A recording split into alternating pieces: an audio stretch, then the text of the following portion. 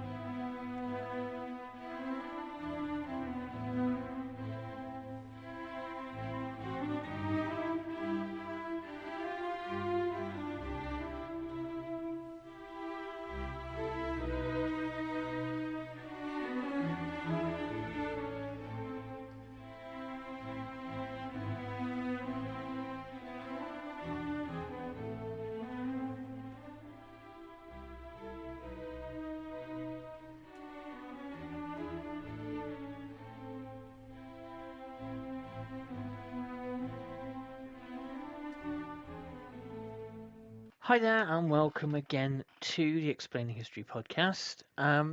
Today I'm going to look again at the decline of the Ottoman Empire, and we're going to look at an angle that's sometimes a little bit overlooked, and it's really the decline of Ottoman North Africa, which had been in retreat since the 1830s and the French seizure of Algeria.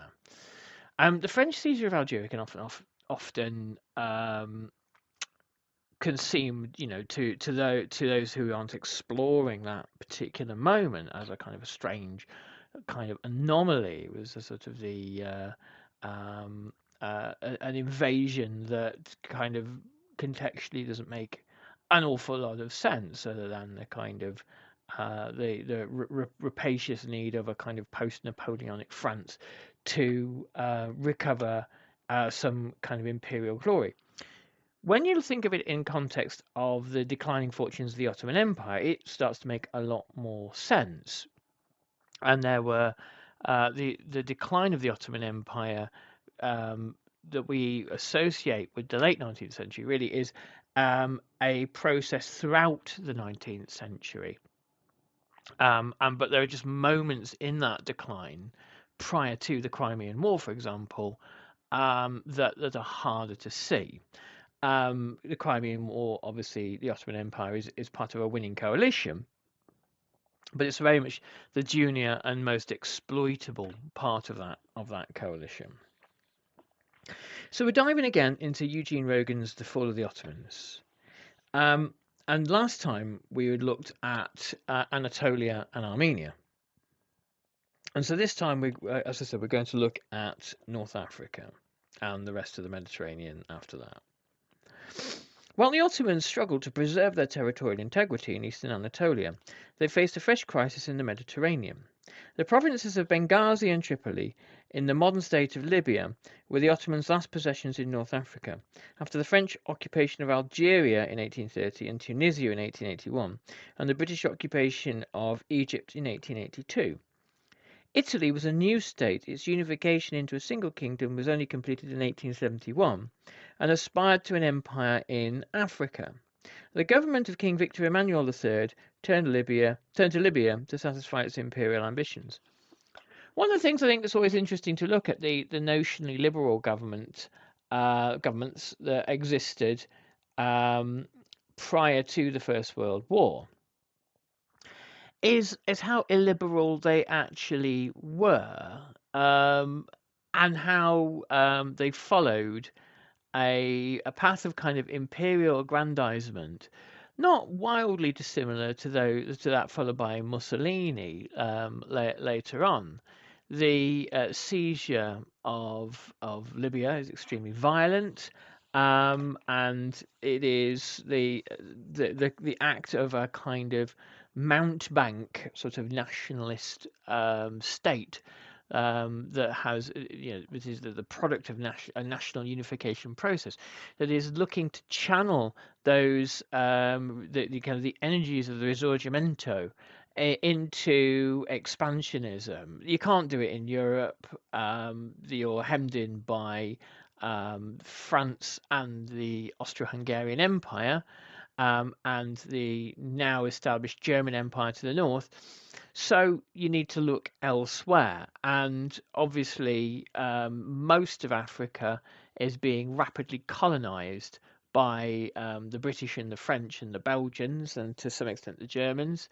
So North Africa is an ideal spot. Obviously, this is before anything, for example, oil is discovered or utilizable.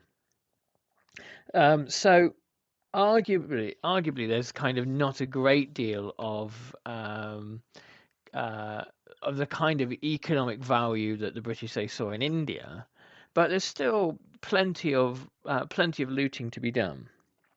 The Ottomans had done nothing to provoke a war with Italy in 1911, and yet the British and the French neutrality assured in advance. Rome knew that nothing stood in its way of pursuing its imperial ambitions in North Africa by military means. Seizing on the pretext of an Ottoman arms shipment to its garrisons in Libya as a threat to the safety of Italian citizens living in Tripoli and Benghazi, Rome declared war on the 29th of September and launched a full-scale invasion of the Libyan coastal cities. The Ottoman position in Libya was completely untenable. Some 4,200 Turkish soldiers were posted in garrisons with virtually no naval support to protect them from the invading Italian army of more than 34,000 men. The Ottoman Minister of War admitted freely to his own officers that Libya could not be defended. In the first weeks of October 1911, the coastal towns of the Ottoman provinces of Tripoli and Benghazi, and also known as Cyrenaica, fell to the triumphant Italian army. The Ottoman government and the Young Turks took radically different positions on the invasion. The Grand Vizier and his government did not believe that they could save Libya, and so preferred to write off the marginal North African territory rather than embroil their armed forces in a fight they could not win. The ultra-nationalist Young Turks could not accept the loss of Ottoman territory without a fight. In early October 1911, Major Enver travelled to Salonika to address the Central Committee of the CUP, the Committee of Union and Progress. In a 5-hour meeting, he persuaded his colleagues to raise a guerrilla war against the Italians in Libya. He outlined the plan in a letter to his childhood friend and foster brother, German naval attaché Hans Heumann. We will gather our forces in the Libyan interior. Mounted bands of Arabs, citizens of the country, commanded by young Ottoman officers, will stay close to the Italians and harass them night and day. Each Italian soldier or small detachment will be surprised and annihilated. When the enemy is too strong, the bands will withdraw into open country and continue to harry the enemy at every occasion. On securing CUP approval for his plan, Enver set off to Istanbul, where he boarded a ship incognito for Alexandria. Dozens of patriotic young officers followed in his wake, using Egypt as a launching pad for their guerrilla war against Italy. Among them a young adjutant major named Mustafa Kemal, the future Kemal Ataturk. Others entered through Tunisia. Officially, these young officers were disowned by the government as adventurers acting against the wishes of the Ottoman government, though in fact the Ottoman treasury made monthly payments to their commanders serving in Libya. They called themselves fidei officers, fighters willing to sacrifice their lives for the cause. From the moment he entered the country at the end of October, Enver threw himself into the Libyan conflict with passion and commitment. He donned Arab robes and rode on camelback into the Libyan interior. He revelled in the austerity and the hardships of desert life and admired the courage of the Bedouin, with whom he had to communicate through a translator as he spoke no Arabic. The tribesmen, for their part, showed Enver great respect. Enver's fiancée was the niece of Sultan Mehmed V, Princess Amin Naisier Sultan. Though she was only 13 at the time, they married in 1914 when she was 17. The connection to the imperial household greatly enhanced Enver's standing amongst the Libyans. "Here I am, the son-in-law of the Sultan, the envoy of the Caliph, who is giving the orders," he wrote, "and it is this tie alone that helps me." Enver confined his movements to the eastern province of Benghazi. Italian troops were concentrated in 3 port cities, Benghazi, Derna, and Tobruk. Stubborn resistance by Libyan tribesmen had prevented the Italian troops from moving beyond the coastal plain into the Libyan interior. After surveying Italian positions, Enver made his camp on the plateau overlooking the port of Derna. The 10,000 inhabitants of Derna were unwilling hosts to an invasion army of some 15,000 Italian infantrymen, who became the prime target of Enver's war. He rallied the demoralized Ottoman soldiers who had escaped capture. He recruited tribesmen and members of the powerful Senussi Brotherhood, a mystical religious co-fraternity, whose network of lodges extended across urban and rural Libya. And he received the Young Turk fidei officers at his base camp in Ain al-Mansur. Through his work in Libya, recruiting local fighters and Ottoman officers, deploying Islamic hostility to foreign rule, and subverting European enemies, creating an effective intelligence network, Enver laid the foundations for a new secret service that would prove highly influential in the Ottoman Great War. Judging by Enver's accounts, many of the Arab tribes of Libya rallied to the Ottoman volunteers. They appreciated the way the Young Turks threw themselves into the Libyan people's cause and risked their lives for the tribesmen's freedom from foreign rule. Though they did not share a common tongue, the bond of Islam proved very strong between them and Turkish-speaking Young Turks and between the Turkish-speaking Young Turks and Arabic-speaking Libyan tribesmen. This is interesting. There are some interesting imperial dynamics here. So, Libya was a lightly garrisoned colony or lightly garrisoned province of the Ottoman Empire. Something of a backwater, it can be convincingly argued. And it seems as if many of the Arab tribes and many of the Bedouin hadn't really come across the Turks before. And when the Enver and the volunteers from the CUP, who are Ottoman nationalists, who believe in a version of the Ottoman Empire, a kind of I suppose like a civic version of the Ottoman Empire, where non-Turkish participation and citizenship is really quite important. The common bond of Islamic identity that translates between different cultures and languages. The Turkish civilization is really, really immensely different to the lives lived by Bedouin Arabs. That is there, obviously, but the actual sense that the Bedouins seem to have of the Turks is very, very little. And that's, again, hardly surprising. When you read stories about kind of deepest rural peasant Russia, it's almost as if you're reading about a kind of a rural people colonized by a very, very distant European elite who just so happen to also see themselves as being Russian.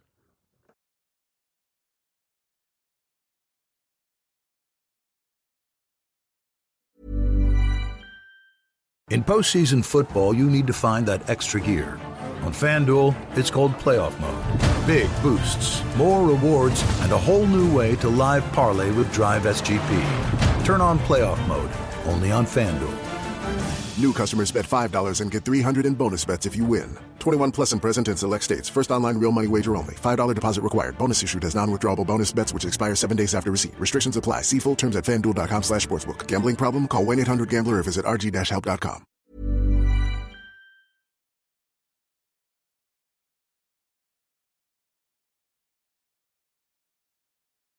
During the First World War, obviously there's a kind of a complex web of relationships between the Arabs and the Ottomans. Part of the Arab revolt, Jonathan Schneer writes in the Balfour Declaration.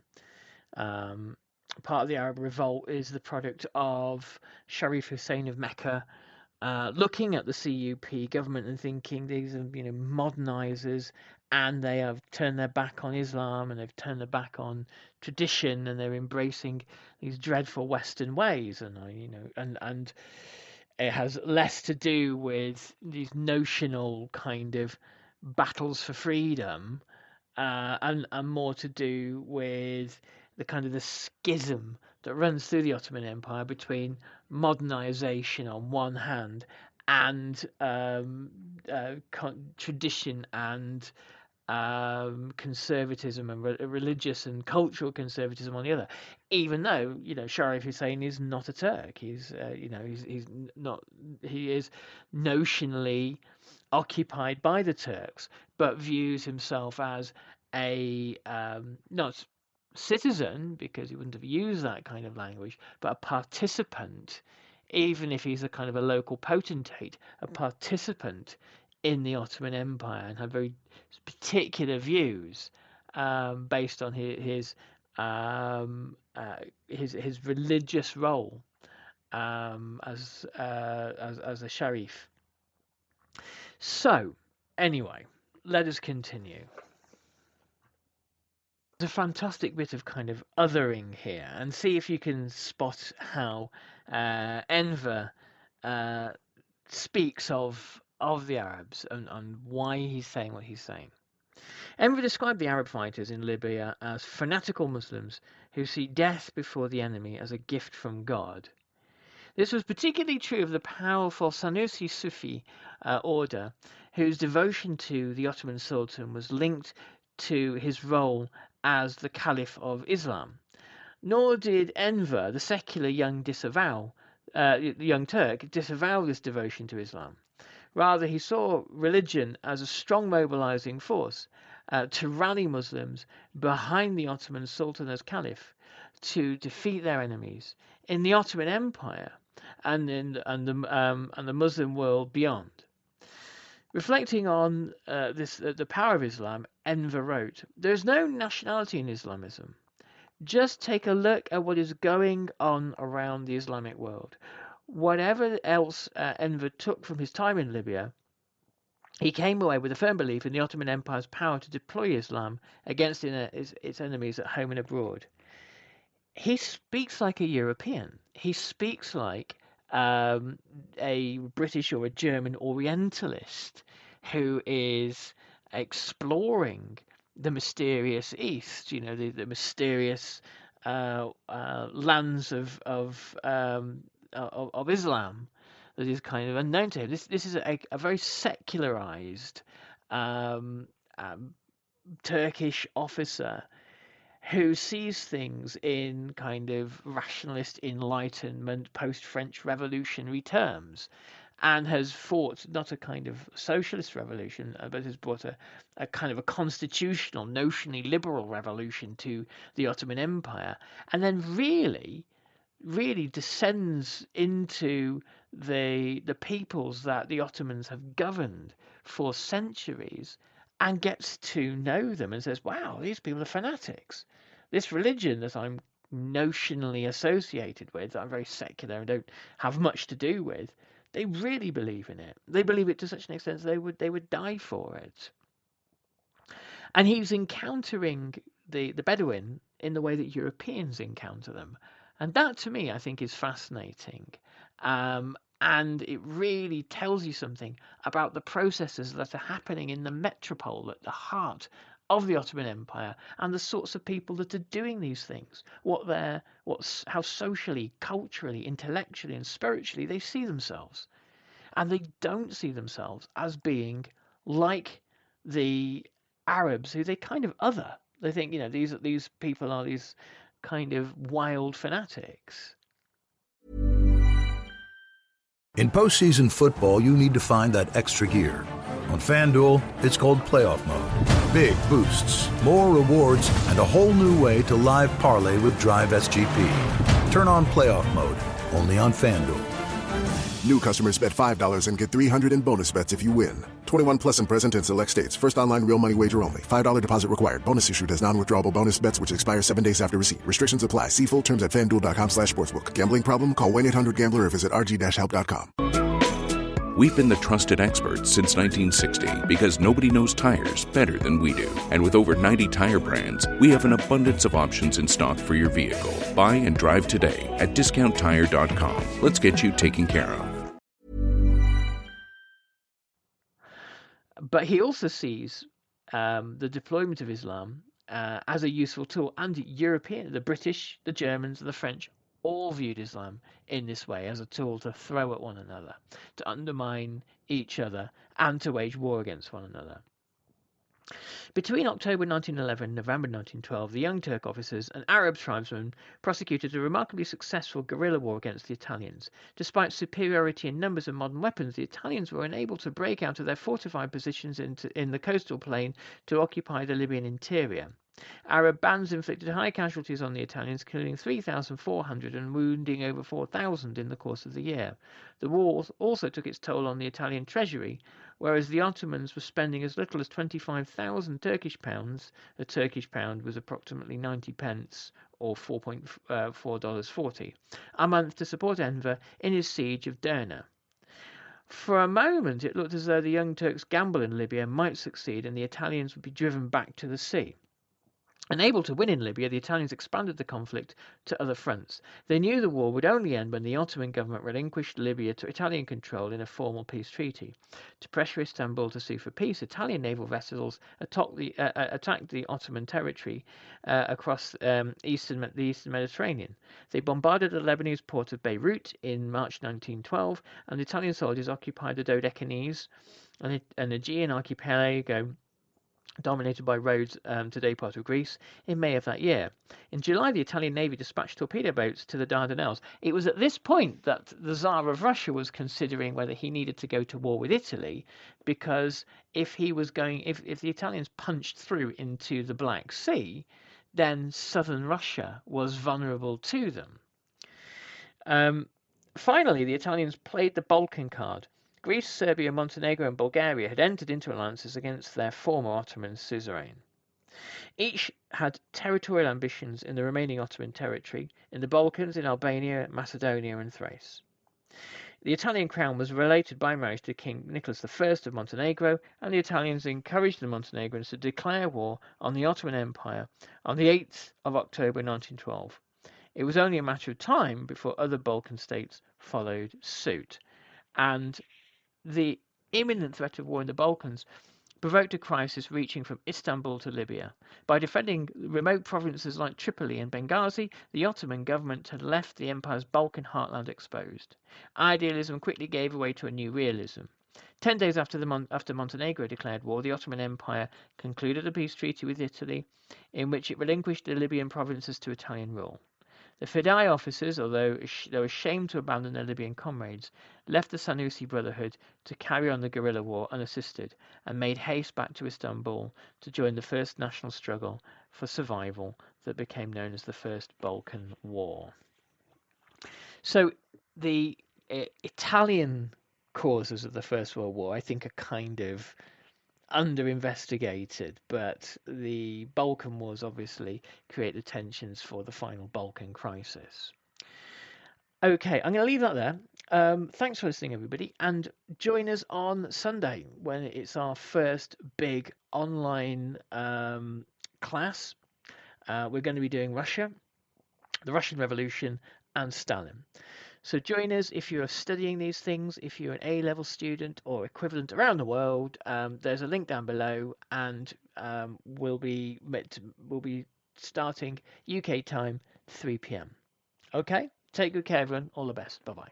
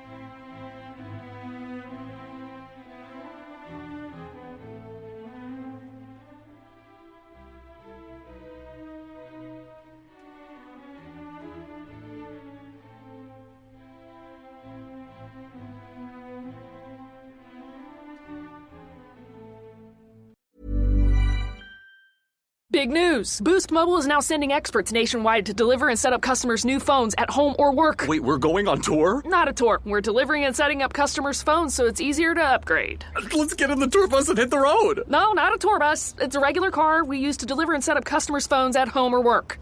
Are you a groupie on this tour? We deliver and set up phones. It's not a tour. Oh, you're definitely a groupie. Introducing Store to Door. Switch and get a new device with expert setup and delivery wherever you're at. Delivery available for select devices purchased at boostmobile.com. In postseason football, you need to find that extra gear. On FanDuel, it's called playoff mode. Big boosts, more rewards, and a whole new way to live parlay with Drive SGP. Turn on playoff mode, only on FanDuel. New customers bet $5 and get $300 in bonus bets if you win. 21 plus and present in select states. First online real money wager only. $5 deposit required. Bonus issued as non-withdrawable bonus bets which expire 7 days after receipt. Restrictions apply. See full terms at FanDuel.com/sportsbook. Gambling problem? Call 1-800-GAMBLER or visit rg-help.com. Thank you for listening to this episode of Explaining History. This podcast is an independent production, and it's listener support that keeps these conversations going week after week. If you find value in the show and want to help cover the costs of research and production, please consider making a contribution. You can join our community on Patreon or make a one-off donation. Just follow the links in the show notes for this episode. Every bit of support is truly appreciated.